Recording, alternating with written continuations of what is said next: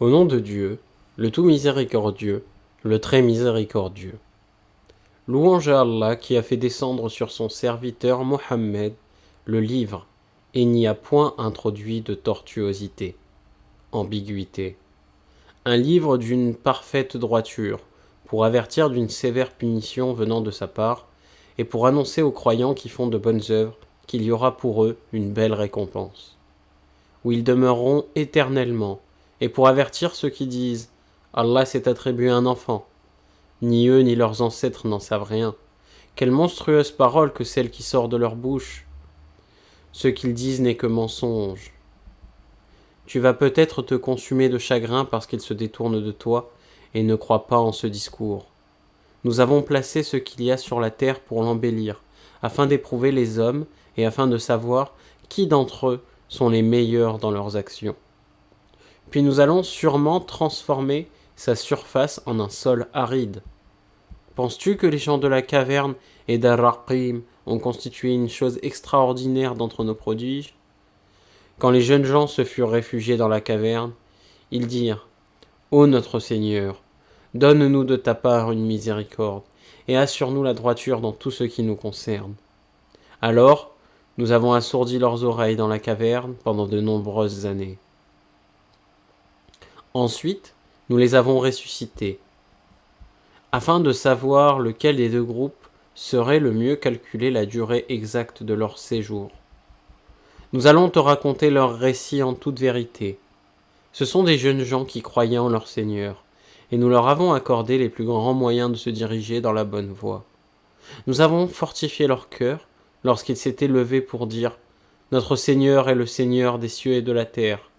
Jamais nous n'invoquerons de divinité en dehors de lui, sans quoi nous transgresserions dans nos paroles.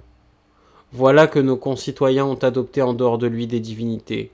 Que n'apporte-t-il sur elles une preuve évidente? Quel pire injuste donc que celui qui invente un mensonge contre Allah? Et quand vous vous serez séparés d'eux et de ceux qu'ils adorent en dehors d'Allah, réfugiez-vous donc dans la caverne. Votre Seigneur répandra de sa miséricorde sur vous et disposera pour vous un adoucissement à votre sort. Tu aurais vu le soleil, quand il se lève, s'écarter de leur caverne vers la droite, et quand il se couche, passer à leur gauche, tandis qu'eux-mêmes sont là dans une partie spacieuse de la caverne. Cela est une des merveilles d'Allah. Celui qu'Allah guide, c'est lui le bien guidé. Et quiconque il égare, tu ne trouveras alors pour lui aucun allié pour le mettre sur la bonne voie. Et tu les aurais crus éveillés alors qu'ils dorment. Et nous les tournons sur le côté droit et sur le côté gauche, tandis que leur chien est à l'entrée, pattes étendues. Si tu les avais aperçus, certes, tu leur aurais tourné le dos en fuyant, et tu aurais été assurément rempli d'effroi devant eux. Et c'est ainsi que nous les ressuscitâmes, afin qu'ils s'interrogent entre eux. L'un parmi eux dit « Combien de temps avez-vous demeuré là ?» Ils dirent « Nous avons demeuré un jour ou une partie d'un jour. » D'autres dirent « Votre Seigneur sait mieux combien de temps vous y avez demeuré. Envoyez donc l'un de vous à la ville avec votre argent que voici, pour qu'il voie quel aliment est le plus pur et qu'il vous en apporte de quoi vous nourrir. Qu'il agisse avec tact et qu'il ne donne l'éveil à personne sur vous. Si jamais ils vous attrapent, ils vous lapideront ou vous feront retourner à leur religion, et vous ne réussirez alors plus jamais. Et c'est ainsi que nous fîmes qu'ils furent découverts, afin qu'ils, les gens de la cité, sachent que la promesse d'Allah est vérité et qu'il n'y ait point de doute au sujet de leur. Aussi se disputèrent-ils à leur sujet et déclarèrent-ils « Construisez sur eux un édifice, leur Seigneur les connaît mieux. » Mais ceux qui l'emportèrent dans la discussion dirent « Élevons sur eux un sanctuaire. » Ils diront « Ils étaient 3, et le 4e était leur chien. » Et ils diront en conjecturant sur le mystère qu'ils étaient 5, le 6e étant leur chien. Et ils diront 7, le 8e étant leur chien. 10, mon Seigneur connaît mieux leur nombre. Il n'en est que peu qui le savent. Ne discute à leur sujet que d'une façon apparente, et ne consulte personne en ce qui les concerne. Et ne dis jamais à propos d'une chose « je la ferai sûrement demain », sans ajouter « si Allah le veut ». Et invoque ton Seigneur quand tu oublies, et dis Je souhaite que mon Seigneur me guide et me mène plus près de ce qui est correct. » Or ils demeurèrent dans la caverne 300 ans et en ajoutèrent 9. Dis, Allah sait mieux combien de temps ils demeurèrent là. À lui appartient l'inconnaissable des cieux et de la terre, comme il est voyant et audient. Ils n'ont aucun allié en dehors de lui, et ils n'associent personne à son commandement. Et récite ce qui t'a été révélé du livre de ton Seigneur. Nul ne peut changer ses paroles, et tu ne trouveras en dehors de lui aucun refuge. Fais preuve de patience en restant avec ceux qui invoquent leur Seigneur matin et soir, désirant sa face, et que tes yeux ne se détachent point d'eux, en cherchant le faux brillant de la vie sur terre. Et n'obéis pas à celui dont nous avons rendu le cœur inattentif à notre rappel, qui poursuit sa passion et dont le comportement est tout rancier. Et dis, la vérité émane de votre Seigneur. Quiconque le veut, qu'il croie. Quiconque le veut, qu'il mécroie. Nous avons préparé pour les injustes un feu dont les flammes les cernent. Et s'ils implorent à boire, on les abreuvera d'une eau comme du métal fondu brûlant les visages. Quelle mauvaise boisson et quelle détestable demeure! Ceux qui croient et font de bonnes œuvres, vraiment nous ne laissons pas perdre la récompense de celui qui fait le bien. Voilà ceux qui auront les jardins du séjour éternel, sous lesquels coulent les ruisseaux. Ils y seront parés de bracelets d'or, et se vêtiront d'habits verts de soie fine et de brocart, accoudés sur des divans bien ornés. Quelle bonne récompense, et quelle belle demeure! Donne-leur l'exemple de 2 hommes. À l'un d'eux nous avons assigné 2 jardins de vignes, que nous avons entourés de palmiers, et nous avons mis entre les 2 jardins des champs cultivés. Les 2 jardins produisaient leurs récoltes sans jamais manquer, et nous avons fait jaillir entre eux un ruisseau. Et il avait des fruits. Et dit alors à son compagnon avec qui il conversait, « Je possède plus de biens que toi, et je suis plus puissant que toi grâce à mon clan. » Il entra dans son jardin, coupable envers lui-même, par sa mécréance. Il dit, « Je ne pense pas que ceci puisse jamais périr, et je ne pense pas que l'heure viendra.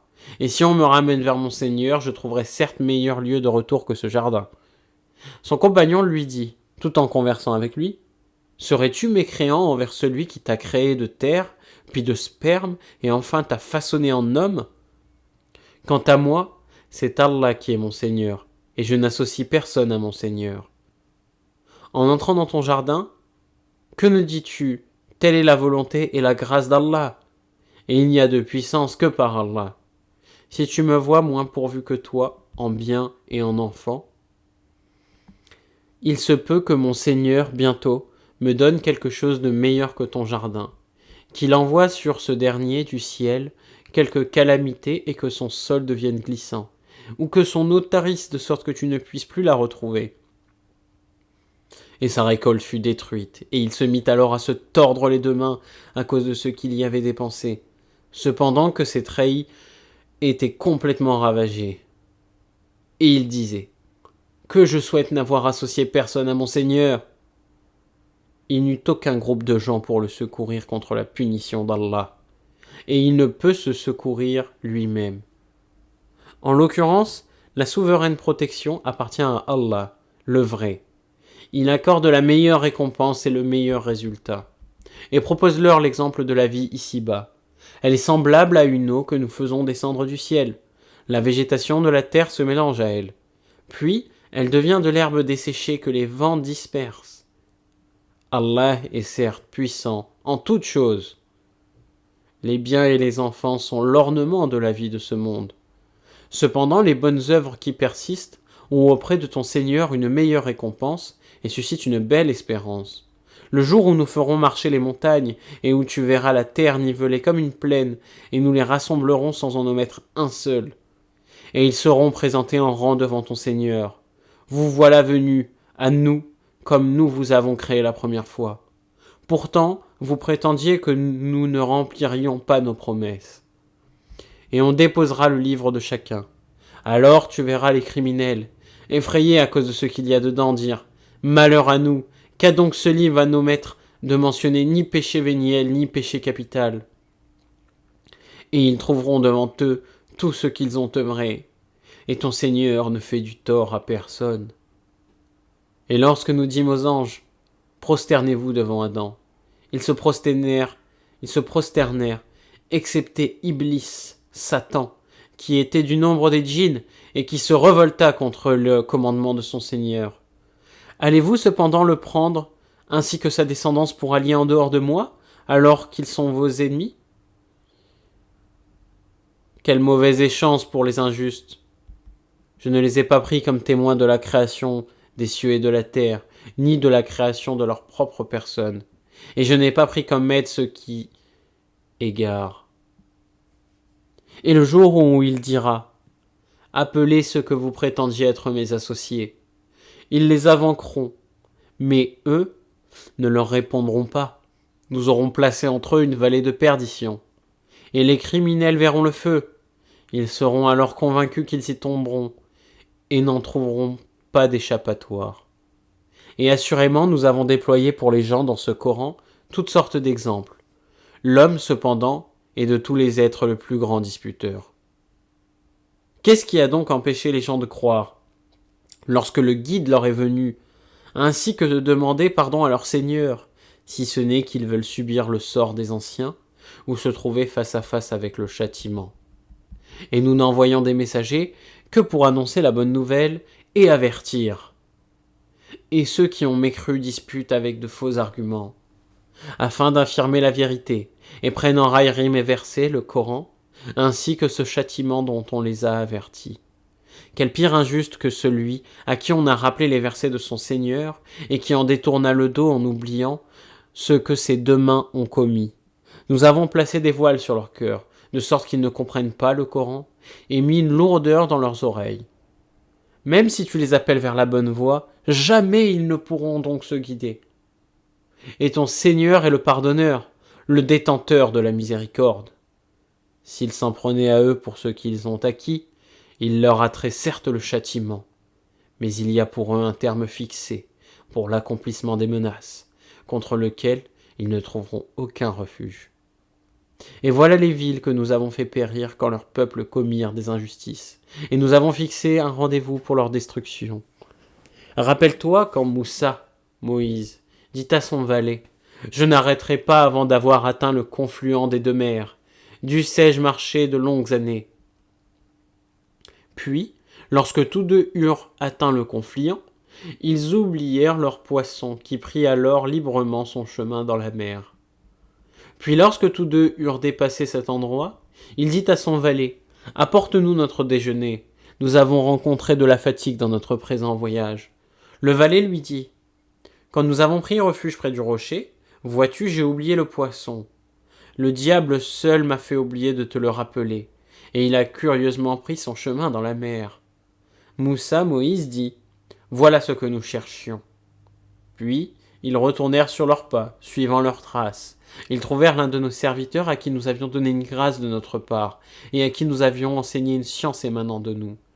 Moïse, Moussa, lui dit « Puis-je te suivre, à la condition que tu m'apprennes ce qu'on t'a appris concernant une bonne direction ?»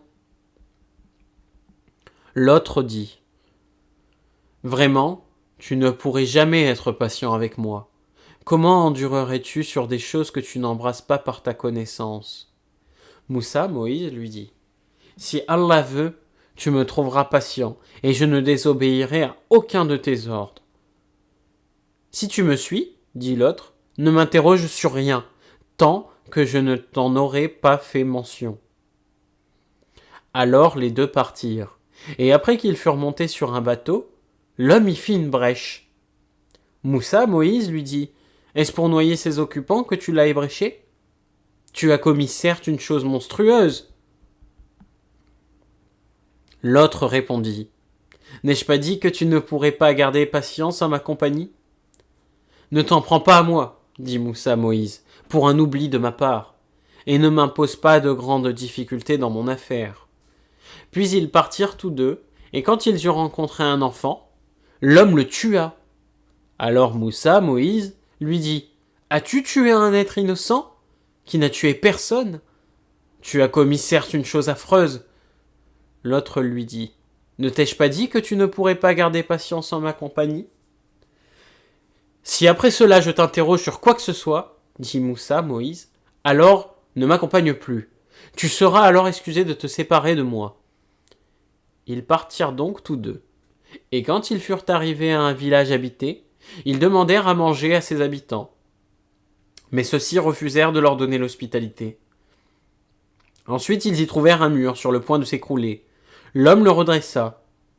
Alors Moïse, Moussa, lui dit « Si tu voulais, tu aurais bien pu réclamer pour cela un salaire. » Ceci marque la séparation entre toi et moi, dit l'homme. Je vais t'apprendre l'interprétation de ce que tu n'as pu supporter avec patience. Pour ce qui est du bateau, il appartenait à des pauvres gens qui travaillaient en mer. Je voulais donc le rendre défectueux, car il y avait derrière eux un roi qui saisissait de force tout bateau. Quant au garçon, son père et sa mère étaient des croyants. Nous avons craint qu'il ne leur imposât la rébellion et la mécréance. Nous avons donc voulu que leur Seigneur leur accordât en échange un autre plus pur et plus affectueux. Et quant au mur, il appartenait à 2 garçons orphelins de la ville. Il y avait en dessous un trésor à eux. Et leur père était un homme vertueux. Ton Seigneur a donc voulu que tous deux atteignent leur maturité et qu'ils extraient eux-mêmes un trésor par une miséricorde de ton Seigneur. Je ne l'ai d'ailleurs pas fait de mon propre chef. Voilà l'interprétation de ce que tu n'as pu endurer avec patience. Et s'il t'interroge sur Dhul Qarnayn, dis « Je vais vous citer quelques faits mémorables. Vraiment, nous avons affermi sa puissance sur terre, et nous lui avons donné libre voie à toute chose. Il suivit donc une voie. Et quand il eut atteint le couchant, il trouva que le soleil se couchait dans une source boueuse, et, auprès d'elle, il trouva une peuplade impie. Nous dîmes, ô Dhul Qarnayn, ou tu les châties, ou tu uses de bienveillance à leur égard. Il dit, quant à celui qui est injuste, nous le châtierons. Ensuite il sera ramené vers son Seigneur, qui le punira d'un châtiment terrible. Et quant à celui qui croit et fait de bonnes œuvres, il aura en retour la plus belle des récompenses. Et nous lui demanderons des ordres faciles à exécuter. Puis, il suivit une autre voie. Et quand il eut atteint le levant, il trouva que le soleil se levait sur une peuplade à laquelle nous n'avions donné de voile pour s'en protéger. Nous n'avions pas donné de voile pour s'en protéger. Il en fut ainsi, et nous embrassons de notre science ceux qu'il détenait. Puis il suivit une autre voie. Et quand il eut atteint un endroit situé entre les 2 barrières, montagnes, il trouva derrière elle une peuplade qui ne comprenait presque aucun langage. Ils dirent, ô Dhul Qarnayn, les Jouj, Gog, et les Majouj, Magog, commettent du désordre sur terre. Est-ce que nous pourrons t'accorder un tribut pour construire une barrière entre eux et nous ? Il dit, ce que mon Seigneur m'a conféré vaut mieux que vos dons. Aidez-moi donc avec votre force, et je construirai un remblai entre vous et eux. Apportez-moi des blocs de fer. Puis, lorsqu'il en eut comblé l'espace entre les 2 montagnes, il dit, soufflez ! Puis lorsqu'il lui rendu une fournaise, il dit, apportez-moi du cuivre fondu que je le déverse dessus. Ainsi, ils ne purent guère l'escalader ni l'ébrécher non plus. Il dit, c'est une miséricorde de la part de mon Seigneur, mais lorsque la promesse de mon Seigneur viendra, il le nivellera, et la promesse de mon Seigneur est vérité. Nous les laisserons ce jour-là déferler comme les flots les uns sur les autres, et on soufflera dans la trompe, et nous les rassemblerons tous. Et ce jour-là, nous présenterons de près l'enfer aux mécréants, dont les yeux étaient couverts d'un voile qui les empêchait de penser à moi, et ils ne pouvaient rien entendre non plus. Ceux qui ont mécru comptent-ils donc pouvoir prendre pour alliés mes serviteurs en dehors de moi ? Nous avons préparé l'enfer comme résidence pour les mécréants. Dis, voulez-vous que nous vous apprenions lesquels sont les plus grands perdants en œuvre ?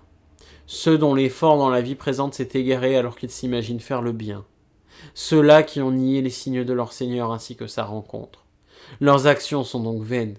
Nous ne leur assignerons pas de poids au jour de la résurrection. C'est que leur rétribution sera l'enfer pour avoir mécru et pris en raillerie mes signes, enseignements et mes messagers. Ceux qui croient et font de bonnes œuvres auront pour résidence les jardins du Firdaus, paradis, où ils demeureront éternellement, sans désirer aucun changement. Dis, si la mer était une encre pour écrire les paroles de mon Seigneur, Certes, la mer s'épuiserait avant que ne soient épuisées les paroles de mon Seigneur, quand même nous lui apporterions son équivalent comme renfort. Dis, je suis en fait un être humain comme vous. Il m'a été révélé que votre Dieu est un Dieu unique. Quiconque donc espère rencontrer son Seigneur, qu'il fasse de bonnes actions, et qu'il n'associe dans son adoration aucun autre à son Seigneur. Amen.